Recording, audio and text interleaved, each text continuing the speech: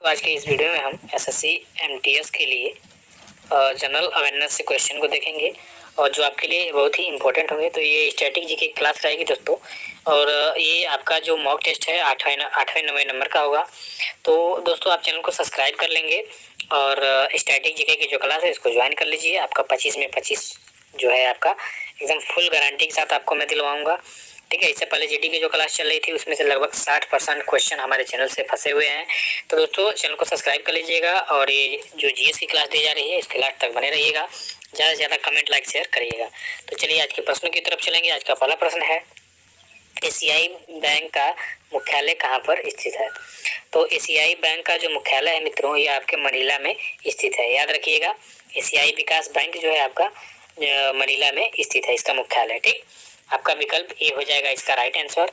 Next question देखेंगे दूसरे number का, कि सुंदरवन राष्ट्रीय उद्यान किस राज्य में स्थित है? और देखिए ये भी आपके लिए इंपॉर्टेंट क्वेश्चन है कि सुंदरवन राष्ट्रीय उद्यान किस राज्य में स्थित है। कई बार आपके एग्जाम में पूछा भी है क्वेश्चन। तो यह आपके पश्चिम बंगाल में स्थित है। ठीक है, ये सुंदरवन राष्ट्रीय उद्यान जो है आपके पश्चिम बंगाल में स्थित है। तो विकल्प है आपका बी हो जाएगा राइट आंसर। ठीक है मित्रों, चलिए तीसरे नंबर का क्वेश्चन देखेंगे कि गाजर में कौन सा विटामिन पाया जाता है? तो अगर बात करें गाजर का, तो गाजर में विटामिन जो ए है, ठीक है, विटामिन ए जो है इसकी प्रचुरता बहुत ज़्यादा होती है और गाजर का जूस पीने से जो हमें आँख की समस्या होती है वो भी दूर हो जाती है। तो विटामिन ए याद रखिएगा। ठीक है, विटामिन ए का रासायनिक नाम आपका रेटिनॉल है। ठीक है, क्या है? रेटिनॉल। और इसकी कमी से आपका रतौंधी रोग होता है, याद रखिएगा। विटामिन ए की कमी से कौन सा रोग होता है? रतौंधी। इसका रासायनिक नाम है रेटिनॉल है। और विटामिन ए जो है गाजर में प्रचुर मात्रा में पाया जाता है। तो चलिए नेक्स्ट क्वेश्चन देखेंगे चौथे नंबर का दोस्तों, कि दूध से दही बनाने का काम कौन करता है? यानी दूध से जो दही जमता है, आप जानते होंगे कि इस जीवाणु के कारण जमता है। तो लैक्टोबैसिलस, लैक्टोबैसिलस। ठीक है, याद रखिएगा, बैसिलस। तो लैक्टोबैसिलस के द्वारा दूध से दही जमता है। तो दूध से दही बनाने में जो है आपका जीवाणु काम करता है। लैक्टोबैसिलस जीवाणु होता है जो दूध से दही जमाने में काम करता है। ठीक है, तो विकल्प यहाँ डी हो जाएगा आपका राइट आंसर। पांचवें नंबर का क्वेश्चन है कि पर्यावरण सुरक्षा अधिनियम कब पारित हुआ? तो पर्यावरण सुरक्षा अधिनियम की अगर जो बात करेंगे तो ये आपके 1986 में पारित हुआ था। ठीक है, तो 1986 इसका क्या हो जाएगा? राइट आंसर हो जाएगा। विकल्प ए है इसका सही उत्तर, कि पर्यावरण सुरक्षा अधिनियम आपके 1986 में पारित हुआ था।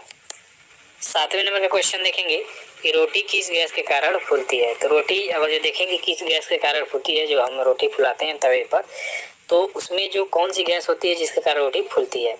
तो आपका CO2 होता है, कार्बन डाइऑक्साइड। कार्बन डाइऑक्साइड के कारण जो है रोटी फूलती है। ठीक है, बहुत लोगों के क्वेश्चन नहीं मालूम है दोस्तों, तो आज जान लीजिएगा कि रोटी जो है आपके कार्बन डाइऑक्साइड गैस के कारण फूलती है। विकल्प यहाँ आपका बी हो जाएगा राइट आंसर। चलिए नेक्स्ट क्वेश्चन देखेंगे दोस्तों, सातवें नंबर का क्वेश्चन है, उपराष्ट्रपति का संबंध किस अनुच्छेद से है? तो उपराष्ट्रपति के अगर जो अनुच्छेद देखेंगे किस अनुच्छेद से है, तो आपका अनुच्छेद 63 हो जाएगा। क्या हो जाएगा? अनुच्छेद 63। अनुच्छेद 63 में कहा गया है कि भारत का एक उपराष्ट्रपति होगा और अनुच्छेद 52 में कहा गया है कि भारत का एक राष्ट्रपति होगा। याद रखिएगा कि अनुच्छेद 52 जो है राष्ट्रपति से संबंधित है और अनुच्छेद 63 जो है उपराष्ट्रपति से संबंधित है। ठीक है मित्रों, आगे बढ़ेंगे। अगला क्वेश्चन है आपका 8वें नंबर का, कि भारत की तीनों सेनाओं का सर्वोच्च सेनापति कौन होता है? तो भारत के तीनों सेनाओं का जो सर्वोच्च सेनापति होता है यानी कमांडर होता है आपका राष्ट्रपति होता है। जल थल और नभ, इन तीनों सेनाओं का जो सर्वोच्च सेनापति होता है आपके भारत का राष्ट्रपति होता है। यानी जो वर्तमान में राष्ट्रपति होते हैं वही भारत की तीनों सेनाओं का, तीनों सेनाओं मतलब जल सेना, वायु सेना और थल सेना, इनके प्रमुख रहेंगे। ठीक है, याद रखिएगा। 9वें नंबर का क्वेश्चन है कि संविधान के किस अनुच्छेद में धन विधेयक की परिभाषा दी गई है? तो देखिए अनुच्छेद जो आपका 110 है, ठीक है, 110, इसमें धन विधेयक की परिभाषा दी गई है। तो अनुच्छेद 110 इसका राइट आंसर हो जाएगा कि संविधान के अनुच्छेद 110 में धन विधेयक की परिभाषा दी गई है। याद रखिएगा। नेक्स्ट क्वेश्चन है आपका 10वें नंबर का, कि 1526 ईस्वी में बाबर ने किस वंश के शासक को परास्त कर मुगल साम्राज्य की नींव डाली थी? अभी देखिए बहुत ही टॉप क्वेश्चन है और इम्पोर्टेंट क्वेश्चन है। 1526 में आपके पानीपत का प्रथम युद्ध हुआ था और यह युद्ध आपके बाबर और इब्राहिम लोदी के बीच में हुआ था। इब्राहिम लोदी जो था वो लोदी वंश से संबंधित था। ठीक है, किस वंश से? लोधी वंश से। ठीक है, बहलोल लोधी इसका संस्थापक था। तो लोधी वंश से संबंधित था आपका इब्राहिम लोधी। इसको हरा के 1526 में पानीपत का जो प्रथम युद्ध हुआ था उसमें बाबर ने लोधी वंश के शासक इब्राहिम लोधी को हराकर और मुगल वंश की नींव रखी थी। ठीक है, तो ये आपका लोधी वंश हो जाएगा। लोधी वंश में का अंतिम शासक कौन था दोस्तों? इब्राहिम लोधी था। उसी से बाबर ने युद्ध किया था 1526 में पानीपत के मैदान में, जो पानीपत के प्रथम युद्ध से जाना जाता है। 11 नंबर का क्वेश्चन है कि सौरमंडल में कुल कितने ग्रह हैं? तो आपके सौरमंडल में है दोस्तों ग्रहों की संख्या 8। ठीक है, पहले 9 थी लेकिन प्लूटो को हटा दिया गया तो सौरमंडल में कुल आपके 8 ग्रह है। ठीक है, 12 नंबर का क्वेश्चन है कि भारत की सबसे बड़ी मीठे पानी की झील कौन है? यहाँ सबसे बड़ी मीठे पानी की बात हो रही है दोस्तों। ठीक है, तो आपकी बुलर झील है। ठीक है, बुलर झील जो आपके जम्मू कश्मीर में है, यह भारत की सबसे बड़ी मीठे पानी और ताजे पानी की झील है। तो आपका भी जो विकल्प डी है यही क्या हो जाएगा? सही हो जाएगा। 13 नंबर का क्वेश्चन देखिए, काजीरंगा राष्ट्रीय उद्यान किस राज्य में स्थित है? तो काजीरंगा जो राष्ट्रीय उद्यान की बात करेंगे तो ये आपके असम राज्य में स्थित है। और असम की राजधानी कहाँ है दोस्तों? तो दिसपुर है। ठीक है, असम की राजधानी कहाँ है? दिसपुर। और यहाँ का प्रमुख नृत्य है बिहू।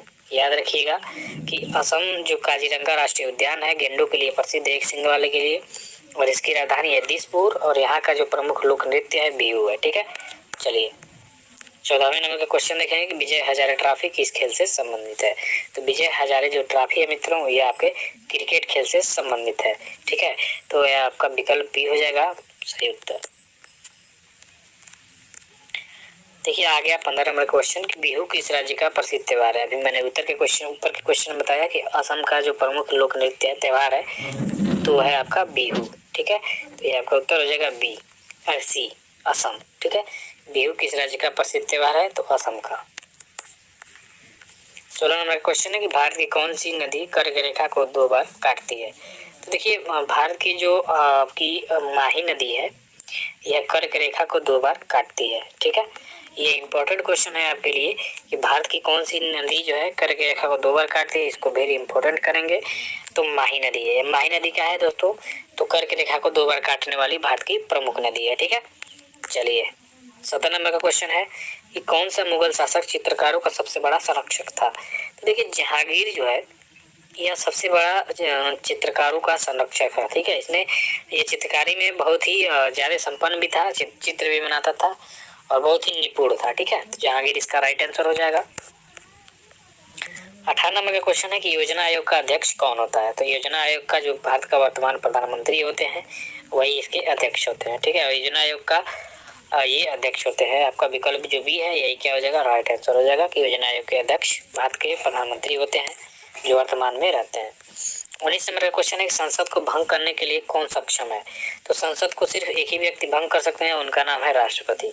जो भारत के वर्तमान राष्ट्रपति होते हैं वही संसद को भंग कर सकते हैं। ठीक है, तो विकल्प यहाँ सी हो जाएगा इसका राइट आंसर। 20 नंबर का क्वेश्चन है कि तंत्रिका तंत्र के अध्ययन को क्या कहा जाता है? तो जो तंत्रिका तंत्र को अध्ययन करते हैं जो उस विभाग को न्यूरोलॉजी कहा जाता है। ठीक है, न्यूरोलॉजी के अंतर्गत तंत्रिका तंत्र का क्या किया जाता है? अध्ययन किया जाता है। ठीक है, विकल्प डी होगा इसका राइट आंसर। 21 नंबर का क्वेश्चन है कि सुनामी किस भाषा का शब्द है? तो सुनामी आपके जापानी भाषा का शब्द है। ठीक है मित्रों, सुनामी आपके जापानी भाषा का शब्द है। विकल्प ये आ जाएगा इसका राइट आंसर। अगला है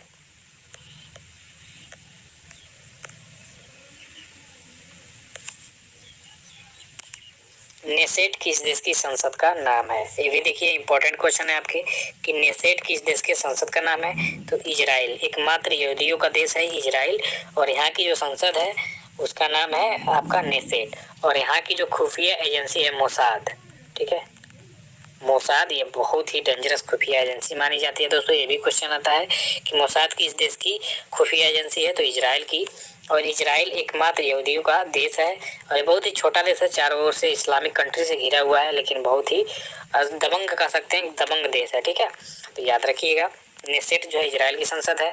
23 नंबर का क्वेश्चन है कि निम्न में से कौन विटामिन सी का सबसे अच्छा स्रोत है? और विटामिन सी मतलब खट्टे वाली चीज है।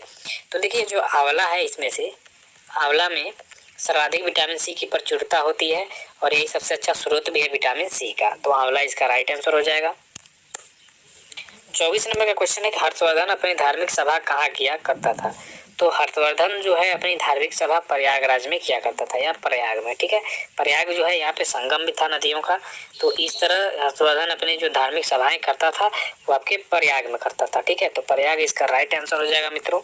अगला क्वेश्चन है आपके 25 नंबर का कि गुप्त काल में किस धातु के सर्वाधिक सिक्के जारी किए गए। तो गुप्त काल में सर्वाधिक सोने के सिक्के जारी किए गए थे, ठीक है।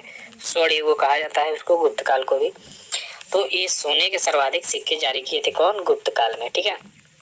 गुप्त शासक थे, सर्वाधिक सोने के सिक्के जारी किए थे, तो आपका विकल्प ये हो जाएगा। तो आज के लिए बस इतना ही मित्रों, मिलते हैं नेक्स्ट वीडियो में।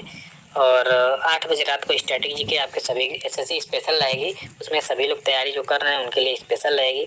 ये एमटीएस की क्लास है।